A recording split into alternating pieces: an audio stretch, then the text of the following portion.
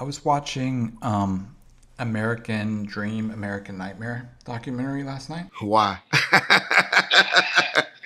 You like watching druggies throwing up on camera and shit? Now go ahead, John. I'm fucking with you. No, to be truthful, I wanted to hear what he talked about and hear what the differences were then versus what he's saying now on his podcast.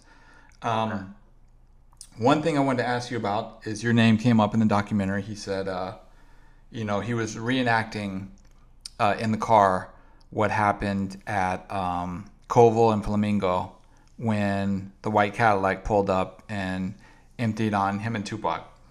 And he says that at the very last minute, right before they got to the stoplight, that one of Reg's boys did something that they know they shouldn't have done, and they pulled in front of him and kind of boxed him in. I Um, remember. yeah, who was he talking about? And did you ever hear this at the time, him complain about this happening? We getting right up to this point right here. At the last minute, one of the little dudes who deal with Reg, for something that he know not to do, pulls in as we stop this light. He cuts in front of us. As he cuts in front of us, we stop in here. My road dog pulls in this lane and telling me to get over. As I proceed to get over, the other car comes right there, which is a Cadillac. When the Cadillac starts to shoot, I get hit. I pull it down. I get hit here. Bam. When I put him down, bam, I get hit in the head. When I get hit in the head, I immediately look up. When I look up, I see him, my fear in his bitch ass eyes. Like shit, like he felt like shit. He ain't got him a trophy. He's telling the truth, y'all. He's telling the truth about what happened. It was K-Dub. And if I was a conspirator, if I was one of you yellow helmet wearing motherfuckers, I would be like, "Woo, that do make sense. That is why Suge been blaming this old hit on Snoop now. Because if y'all ever see K-Dub, and I'll show some pictures, he gonna be mad at me, but I don't care. He don't do nothing for me. But he was a good dude back in the day, and he is a writer. K-Dub. As much as he laughed and always got a nice smell on him, for those of y'all like to indulge in that, y'all would know what I'm talking about.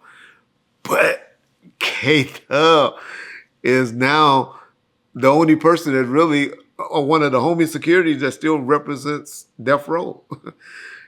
He was at the beginning, was tough with Suge at the beginning. If y'all hear any of the stories from Jewel and all of them, everybody always talking about K-Dub. That's why he's cool with John Payne, the guy that's kind of like been running Death Row for a while, because they knew each other from the beginning. But he's talking about K-Dub. K-Dub had a new little Mercedes, like a 190 back then, a 190E or something like that. And him and Trayvon were real tight. Everybody was cool with K-Dub. K-Dub is that type of dude. Just cool. Everybody fucks with K-Dub. For him to call him my boy, that was funny. Because, that's just Suge. He takes positive for everything good that happened in his life. Anything negative, he blames on other. But K-Dub was mainly Suge boy. They were tight. K-Dub goes before Mob James.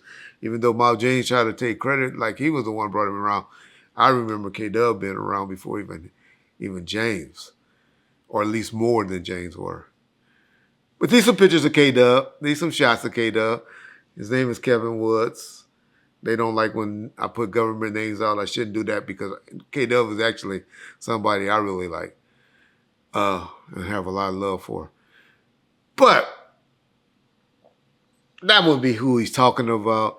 And I'm saying if I was a conspirator to see how tight K-Dub and Snoop is now, and he was around with the Death Row, they would be like, "Oh, that makes sense." That's why Suge's saying that, because K-Dub is still around, and that was the big plan, the master plan, and all of that. But I'm not letting y'all do that.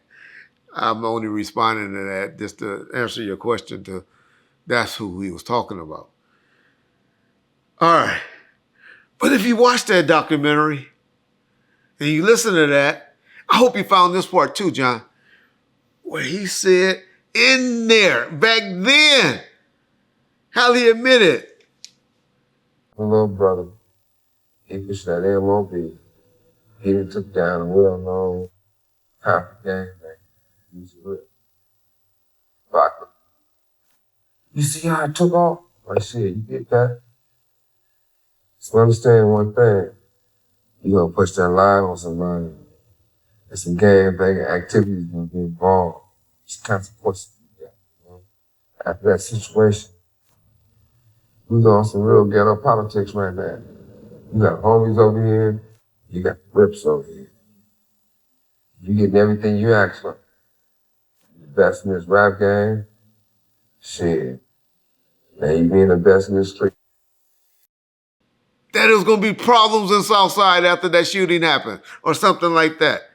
He admits in that documentary how everybody knew it was going to be issues back in Compton and stuff like that with the Southside.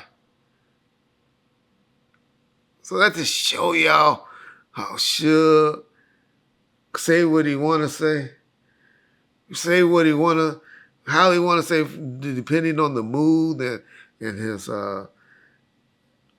in his headspace. That's just Suge. But this is the part that cracks me up. This is the funniest shit. And this is what my boy was going through back then. And this is why they had to scrap that this documentary until he came home. He was way more alive than dead.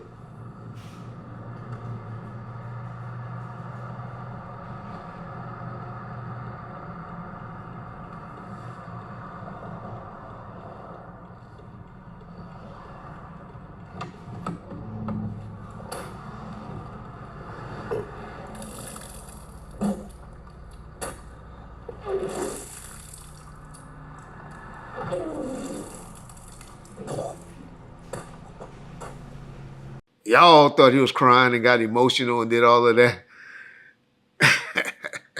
Because he was talking about Tupac and got all emotional. And that's how much he loved Tupac, right? And nigga did that because he was a fucking druggie. Look at that. That's a druggie. Peace bomb first.